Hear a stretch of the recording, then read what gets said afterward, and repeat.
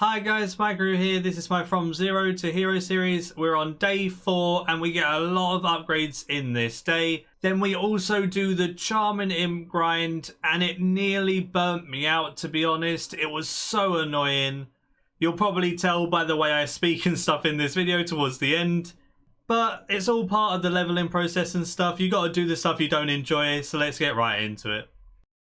There we go, did Ithalin's Little Helper, got an Amulet Cat Speak, got some Thieving, Agility and Woodcutting XP, 43 Agility, 39 Thieving and 42 Woodcutting. Right, so we'll just make some Fire Runes for the daily.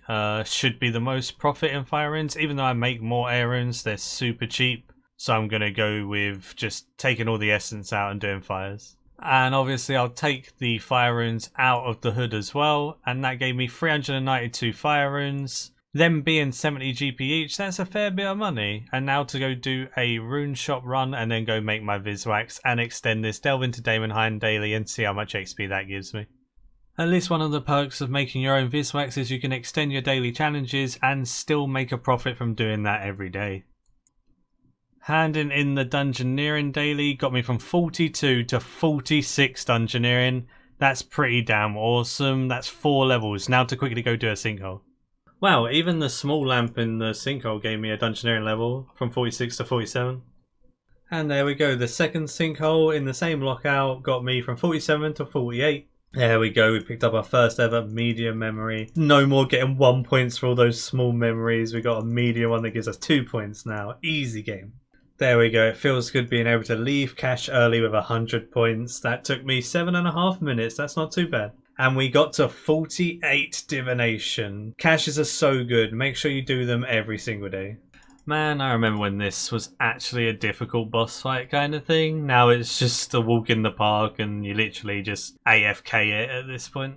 The range things hit you a little bit hard, but I mean, it used to be really risky. We got 5,000 Slayer XP, access to Summoner, and extra points for our tasks and things so we can go for a Slayer helm. There's 39 Slayer as well, easy peasy. Rune Mysteries complete. I wanted to get this quest done because I need 90 combat to use Summoner, and I'm going to go to the Abyss to power level some stats. So obviously I need to do Rune Mysteries and the mini quest for the Abyss, so off to go do the mini quest. There we go, Abyss mini quest done, so I have access now and I got a small pouch. Cabbage Face Punch is a really good mini game. As long as you're doing it with 1 or 2 other people and you all follow each other, you kill the monkeys, you harvest together and such, you can get a lot of points very quickly. Doing a full game takes about 15 minutes and you get anywhere between like 8 to 12 Slayer VIP tickets pretty easily. So if you want to spend 15 minutes and get like 10 tickets, it's so useful because it gives you the choice of 2 Slayer assignments. And obviously it only uses a Slayer VIP ticket if you pick the extra one that is given to you. So they last quite a while because you can pick the first option every time if needs be. And then save your Slayer VIP tickets for an option that it gives you that's really good. So if I do rewards from him, I can buy 9 Slayer VIP tickets. That's pretty good. That will last a while because they only get used if you actually select the task. So it's going to last a long time. Then it was time to do some Abyss training with the Scrimshaw Sacrifice. So I went to the Abyss and just went into the safe spot in the bottom corner, kept hopping worlds until I found a free world. Once I found a free world, I stood in this place in the southwest. If I stand here, I only get hit by like 1 mob at a time and I can AoE down a good about 7 to 9 at a time.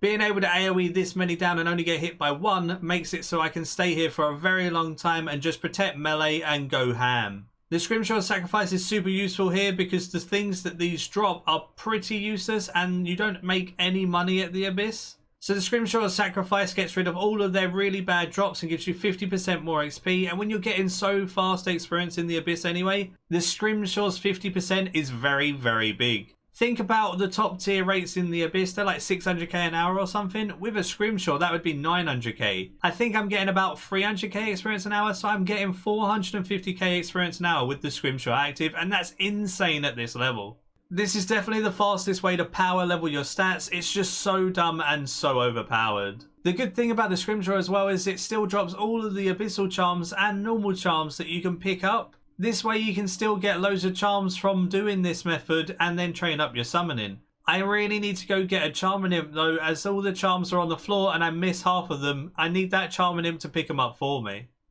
That's so crazy. I got like 5 combat levels. I got from 50 to 64 defense and 75 to 76 magic. And it took me about 45 minutes. It's just so fast with Scrimshaw Sacrifice in the Abyss. I might stay here for 70 defense and buy Subjugation, to be honest. There we go. We have 70 defense, so we can actually go and buy some Subjugation and use it. And then we can focus on getting some more magic levels, maybe upgrade to a Virtus Wand and Book or something. This account's coming along pretty nicely when it comes to combat stats as well now. Obviously our range and our melee is really low, but our magic is coming along nicely, and that's what we're going to focus on. I put in some offers for Subjugation, and I was going to slow buy it with the garb and the gown and the hood, but I put in the 2 offers and literally they both just sold after about 30 seconds of putting them in. So someone must have sold their garb and their gown to me, and I was just lucky and in the right time at the right place because it didn't take very long at all. Which means obviously I didn't get any change for these, but they bought just over mid. And then the hood I managed to buy just under mid, which is pretty nice. I've still got 2 mil left, but I don't think I'm going to buy the gloves and boots yet until I get a bit more of a cash stack. So I can still have some money to invest in urns and things like that if I'm going to go make some more. Oh, look at that. We've got a Staff of Light Subjugation and it's only day 4. I really can't argue with the progress in gear, GP, stats. I'm just really happy with how far we've come. Oh, I really like these Polynivnich teleports. These scrolls are like 1k each and they teleport you directly to Summoner. It's so nice. Right, let's get our first ever task from Summoner. What do you think it's going to be? Greater Demons or Red Dragons? We're definitely going to go for Greater Demons. That's not actually that bad. That's going to be some good XP. So we're 40 Slayer at the start of this task. Let's see what we can get by the end. Wonder how much XP the big one will give me. It gave me 929 Slayer XP. That's actually pretty good because the normal one's like 200, so it's nearly 5 times as good as the normal one. There we go, there's 47 Slayer from that Slayer assignment, so we got 7 levels, that's pretty good. Trolls or Basilisk, both pretty bad, but you have to wear a Mirror Shielded Basilisk, so I'll just go with Trolls and get them done quickly. There we go, there's more Slayer tasks done. 3 in a row, still 0 points. I don't think you start getting points till 5 in a row. But I did get 77 magic, 49 Slayer and 70 HP from this task, and that's 93 combat. While semi-AFK and making some more urns, I managed to get 70 crafting now. That's 10 levels to go until crafting part of invention is unlocked, and I'm making some more money while AFK and doing editing and stuff like that. So I'm trying to maximize my time and make as much money as possible while having to AFK. I know the experience an hour for urns and stuff isn't great, but the money's decent, so I might as well do it as I don't have tons and tons of things that I can actually AFK anyway. Something I wanted to test is the Citadel capping XP for smithing. Obviously I've never capped before, so I have no fealty, nothing like that. I just want to see how much smithing XP I can get, because if I can get to level 19, I can start making iron swords and stuff, and you can actually make a little bit of money with those, and they're pretty fast XP. So for now I'm going to cap at the Citadel and see how far it can get me. At the moment it seems to be super fast, but I do have a little tiny bit of bonus XP that was just used up. So hopefully it continues to be fast, and I'll time myself and see how quickly I can level up in smithing. Okay, so I timed how long it was going to take to get from 9 to 19 to see if it was worth going to do iron swords or carry on here. And it literally took me 5.5 minutes to get from level 9 to 19. So I think I'm just going to continue this. So I'll probably do this until 29 and then I'll go do the Night Sword quest. So we managed to get 29 smithing and it took me around 15 minutes from level 19. So a total of just over 20 minutes to go from level 9 to 29 in the Citadel. That's pretty good. Right, let's try this summoning in the Citadel, eh? We can do 10% of my cap with summoning as well. Let's see how much XP this gives me. Hey, look, there is 1,100 total level and 11 summoning. Been doing this for about 5 minutes and it's pretty slow XP. I might just stop. Right, let's get back to the most overpowered one, and that's mining. I love mining in the Citadel. It's semi-AFK and it's just such good XP. I feel like I'll just do the mining here and there until I'm fully capped between different things whenever I want to semi-AFK. I did the Song from the Depths quest. I get some Constitution XP, but the main reason why I done this is because when I go do the QBD, this quest helps reduce the damage from her. So I thought I might as well get it out of the way now, and when I go do QBD later, I won't have to bother with it. I can just go straight into it. There we go. We've done the Knight Sword quest. We got the Smithing XP lamp. Let's see where it gets us. From 29 to 36. That's really awesome. Such good experience. Took me about 3 minutes to do that quest. Right, leaving the cache of 100 points. 48 divination into 50. Nice. So now we need 30 more divination levels for invention. Oh, and we got another piece of the diviners. So we've got 4 out of 5 pieces of the diviners out there, I think, already, and we're 50 divination. It's pretty funny. Remember, after capping about half of the resources in the Citadel, you can go to the Quartermaster, claim your fealty XP in any of the following skills associated with the Citadel when you're 40 plus. So I need to wait until I'm 40 and then I can claim it in mining, which I'm probably going to do. Hey, we just got 40 mining, which means if we teleport to the clan Citadel now that we're 40, we can get bonus XP in that. I go right click, claim XP. I want it in mining. And I just got 13,000 bonus XP. That's going to help so much. There we go. We got a Tower 2 Cats done. And we got a Mysterious Present, which gives us XP lamps we can chuck in our skills. I'm going to put it in Agility as the skill has to be over level 30. And that should get me an Agility level or 2. Yeah, there we go. We got 44 agility. Now moving on to probably unlocking Menaphos. I can do that quest, so I might as well go and get it done. Menaphos is unlocked. We got a little tiny bit of experience and we can do all of those fun activities in Menaphos now. And there's one in particular that I want to showcase, which is the Scarabs for Slayer XP. I love that you can click the Scarabs twice and get 2 XP drops. Like obviously if you spam click them you're just going to kill yourself, but just doing it twice gives you 2 XP drops, lovely. Then you just enter Shifting Tombs, exit Shifting Tombs and they respawn until the wave's over. Well, that gave me a whole Slayer level. Hey, I got a small bonus XP star as well. Chuck that in Slayer and do some more squishing. Obviously they get less and less XP, so it gets to the point where they're just not worth doing anymore. Then when it gets to that point, you can just wait until reset and do it again tomorrow. Finishing up my capping now, we're nearly level 46 mining. And you got to remember we started off by doing some smithing and some summoning as well. So just capping at the Citadel can be such good experience at the low to mid levels. I would definitely advise it. You got to remember every single week it gets better and better as well because you get the 15% fealty buff. This stacks 3 times and gives you a maximum of plus 45% more experience. So I went to a Portables World to do some cleaning herbs because pulse cores fire off here all the time. You can't use a portable well or anything like that while cleaning herbs, but you can get those types of boosts. So if I'm standing here in the group of people, I have a high chance of receiving a pulse core buff and it will just make leveling a little bit easier. So I'm going to clean herbs up until 38 and then I'm going to make some prayer potions as prayer potions don't have a huge loss. So it'll probably take me about 15-20 minutes of cleaning herbs and I should be able to make some prayer pots. Then I'll start using a portable well. Remember you can pop to Meg even if you don't have ports unlocked and don't have any 90 stats, you can still talk to her. Do the chat options that you need to do and get a large XP lamp at the end of every week. So make sure you do that so you can get a nice amount of XP in a random port skill every week. Okay, so we got to 32 herb lore for now. I'm going to take a break and go do some dungeoneering. I really need a Charming Imp for when I go do the Abyss and do Slayer, so I'm going to go try and grind that out. It was time for the Dungeoneering Grind. I'll either be doing it solo or duo with a friend who started their account alongside me with this new From Scratch series, so they have pretty much exactly the same stats. I'm not going to sit here and get carried or anything like that because I want to do it all myself to give a realistic estimate of how long things would take and all of that. So I just cleared loads of floors solo before doing a bit of duo with my friend and it was just taking so long, it's so tedious and I just hate dungeoneering with a passion. Once I've got this Charming Imp I can just leave for a while and not come back and just do sinkholes and things for tokens and XP. Sinkholes are just lovely compared to this just annoys me. So when it comes to my bind setup, I have bound a tier 70 staff and I haven't really bound anything else yet because I don't really see the need. The only other thing that I've bound that isn't in the bind setup is some cosmic runes.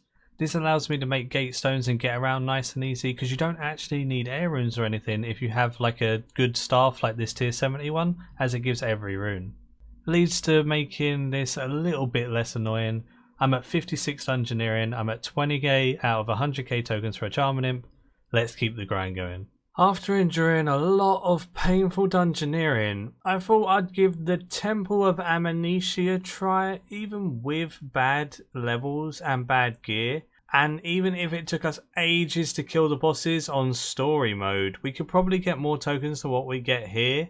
I'm going to try and do some of that, and obviously I don't want to get carried through it, so I'm going to do it with people of a similar level to me, and we'll see how it goes. There we go, we've unlocked the Ark, and we've done Trader Stan's little Impressing the Locals mini quest, and this is the only thing required for Elite Dungeons, so let's go see how it goes. So stopping doing Dungeoneering the old fashioned way, starting the new way of the Temple of Amnesia Elite Dungeons. On story mode, these bosses give 500 Dungeoneering tokens each, but if you're a higher combat level, you can do it on normal mode for 5k tokens each. Getting 5k tokens per mini boss leads to about 170k Dungeoneering tokens an hour in a group of 3 people. I've done a guide on this, and I'll leave that in the description if you're interested in seeing how to farm a lot of Dungeoneering tokens in an hour. But obviously this is not normal mode, this is story mode, and there was only 2 of us, and we're both in our suboptimal gear with our staffs of light and stuff, but on story mode we can actually kill these things quite effectively and fairly fast. 500 Dungeoneering tokens every time we kill a mini boss led to quite a lot of Dungeoneering tokens in an hour. It was about 3 times as fast as doing Dungeoneering normally, so I did this for like 30,000 Dungeoneering tokens or so before going back to Dungeoneering normally.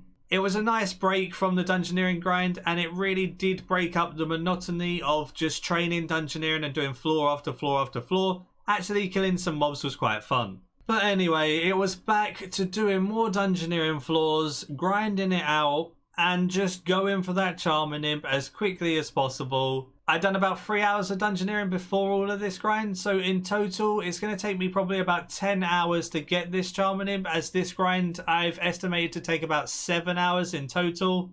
So 10 hours for a Charming Imp doesn't sound that bad, but it definitely feels bad when you're doing it all in one sitting pretty much.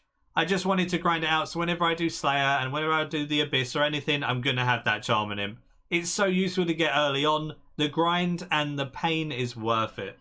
Oh, I got the Ice Fiend. It's literally the worst boss in this dungeon. Time-gated bosses are the worst. I guess the only thing that's worse than this is the Skin Weaver.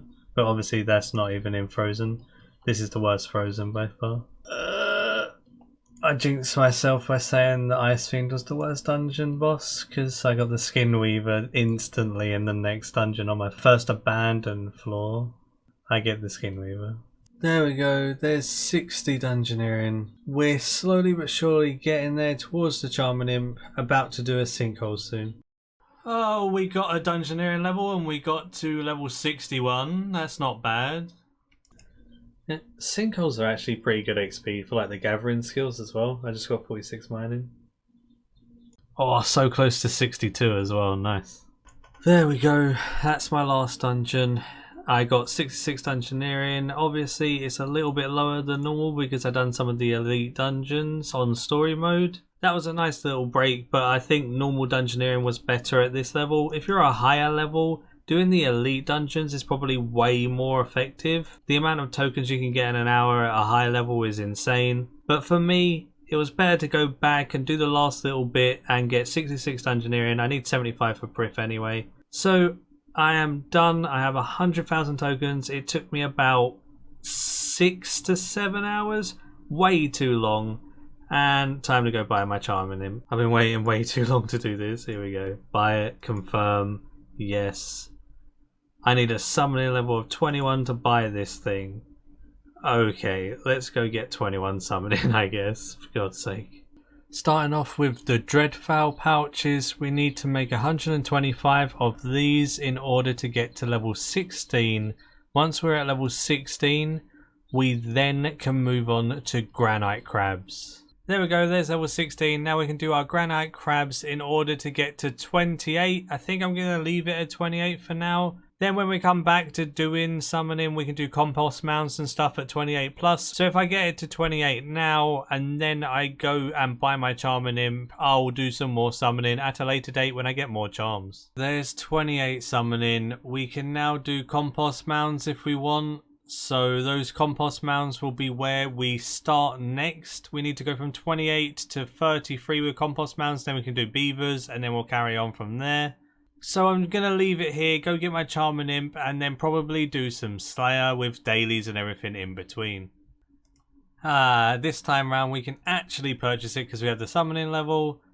And we now have our Charming Imp that we can wear with pride and just have so much quality of life improvements when it comes to charms. Without a Charming Imp, going for a higher level in summoning is just such a pain. And because I'm going to be doing a lot of Slayer, and when the Scrimshaw of Sacrifice is used, it doesn't get rid of charms either. I'm going to be needing a lot of charms being picked up, and I don't really want to run over to lootless corpses after the Scrimshaw of Sacrifice has done its thing and just pick up charms. This bad boy will do it for me. 7 hours well spent. Yeah. Right, back to the Herblore grind. Let's get some more progress towards 38 now that I have my Charming Imp and stuff. I'm going to do a little bit of Herblore, then I'm going to start on Slayer. I do want to get quite a bit of Herblore gains as well this week because Herblore and Prayer are a big target that I want to meet. Within the earlier stages of this account, I don't expect to get them super high by the end of this week, but maybe week 2 or something I could get 95 Prayer and 96 Herblore and then grind out some bosses. So the Herblore grind begins slowly but surely. Anyway, ending this episode here, my stats are on screen as always. We're nearly 1.2k total and we're going really well with the progress. Hope you did enjoy this episode as well. Give the video a like if you did enjoy, subscribe if you're new for loads of future content all related to Runescape 3, and until tomorrow, see ya.